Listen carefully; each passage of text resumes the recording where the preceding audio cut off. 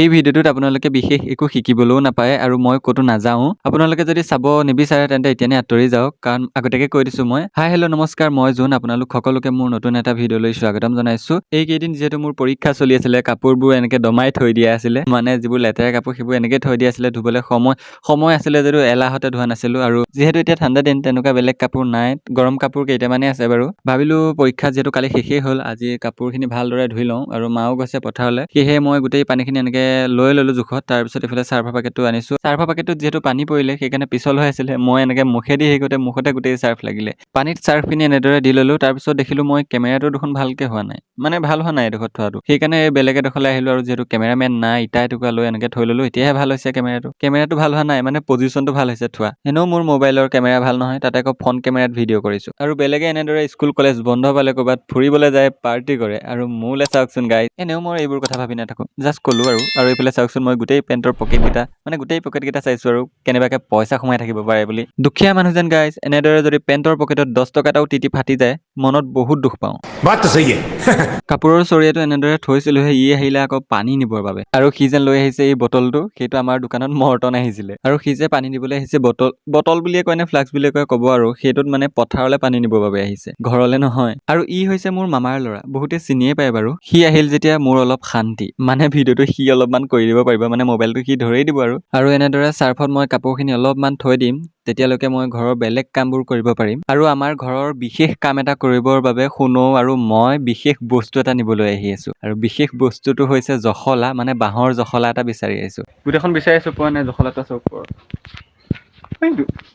গাইছ, জখলাটো আনিবলৈ মানে জখলা এটা লাগিছিলে।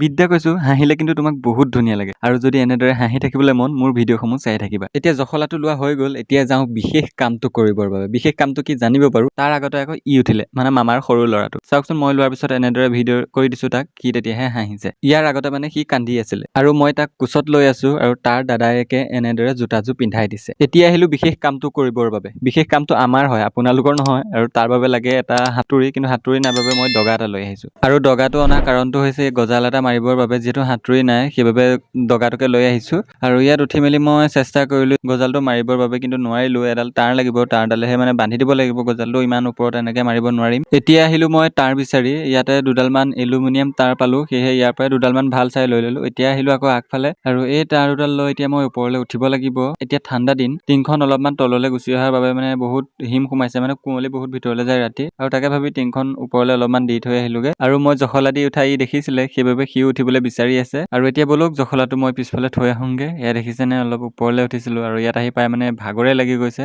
এতিয়া ভালদৰে জখলাটো মই আগতে যেনেকৈ আছিলে তেনেকৈ থৈ যাওঁ ইয়াতে। এতিয়া আহিলোঁ মই মামাহঁতৰ ভিতৰলৈ, আৰু এই টিভিটো লগাই থৈ দিয়া আছিলে, সিহঁতক বোলে লগাই দিব লাগে, মানে ফিটিং কৰি দিব লাগে।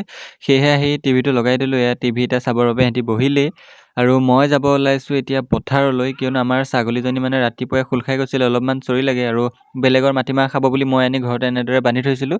আৰু এতিয়া 12টামান বাজিছে, আৰু মই এতিয়া যাম গৰু বদলাবলৈ, সেয়েহে মই ছাগলীজনীও এৰালি থৈ আহিম বুলি আহিছোঁ পথাৰলৈ। পথাৰত গৰু ছাগলীয়ে খাব পৰাকৈ তেনেদৰে ঘাঁহ নাইকিয়াই হ'ল। এতিয়া মাটিমাহখিনি তোলাৰ পিছতহে অলপমান ঘাঁহ ওলাব, তথাপিও এনেকেই দি থৈ যাওঁ, অলপমান ঘাঁহ চাই ছাগলীজনী।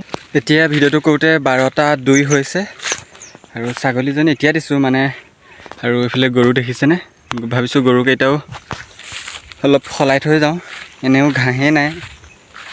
এইফালে আছে মামাহঁতৰ গৰুজনী, আৰু সৌফালে আছে আমাৰ গৰুজনী, আৰু এইফালে মামাহঁতৰ চেউৰীজনী আছে। লৰালৰিকৈ মই আমাৰ গৰুজনী খুঁটিটো মাৰি ল'লোঁ। আৰু সৌফালে চাওকচোন, মানে মেজিৰ বাবে খৰি কাটি নিছে সৰু সৰু ল'ৰাকেইটা মানে। আৰু এতিয়া মামাহঁতৰ গৰুকেইটাও ভালদৰে এৰাল দি ল'লোঁ। এতিয়া যে ভিডিঅ'কেইটা কৰিছিলোঁ, মই মোবাইলটো থৈ পিনি মই গৰু যেন খুঁটি মাৰিছিলোঁ, এইডালৰ সহায়তে মাৰিছিলোঁ। এইডাল কেনেকৈ বনালোঁ শুনক। মানে এই বাঁহ টুকুৰা এইডোখৰত পৰি আছিলে, আৰু মই সেইডোখৰৰ পৰা উঠাই আনিলোঁ। তাৰপৰা দাৰখনে এনেকৈ মাজদি ফালি দিলোঁ, মানে মাজদি কামি দুচটা এৰুৱাই দিলোঁ। তাৰপিছত মোৰ মোবাইলটো বুলি ধৰি লওক, আৰু দাখন এনেদৰে মাজত সোমোৱাই দিছিলোঁ, আৰু থৈ পিনি মই ভিডিঅ'টো কৰিছিলোঁ। যদি আপোনালোকৰ কাৰোবাৰ ষ্টেণ্ড নাই, এনেদৰে ষ্টেণ্ডডাল বনাই ল'ব পাৰিব বাঁহে, এইডালে একদম বেষ্ট আৰু আমাৰ বাবে। মই এনেদৰে ভিডিঅ' কৰিলোঁ, আৰু কেতিয়াবা এনেকেই কৰোঁ বাৰু ভিডিঅ'। এইডালে খালি মাটিতহে কাম দিব, এনেকৈ থৈ 2 টাঙোনমান মাৰি দিলেই হ'ল আৰু হৈ যাব।